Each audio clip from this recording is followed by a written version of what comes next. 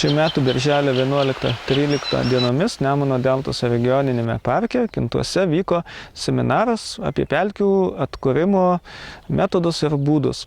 Į seminarą atvažiavo apie 50 svečių iš įvairiausių užsienio šalių, daugiausia Baltijos regiono, tam, kad pasidalinti savo sukauptą patirtim. Seminaro dalyviai skaitė pranešimus apie tai, kokiais metodais jie atkūrinėja savo šalyse išlikusias aukštapelkes. Tai buvo iš tiesų labai naudingas ir įdomus seminaras, kadangi vienoje vietoje šitiek pelkių specialistų, mokslininkų ir šitiek įvairios bei naudingos patirties, pradedant pažeistų aukštapelkių atstatymų, baigiant kiminų auginimu eksploatuotose pelkėse.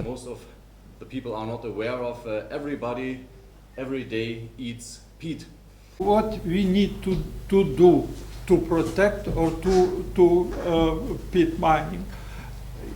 It is quite complicated problem. Division of two different hydrological systems. The reason for this is that the line is with the falling surface. Oh, yeah. So it's not to expect that we have a big difference. Aukštumala. It's from another project, yeah. I'm still in this project. I don't know if you see it. This is the borderline of the project area.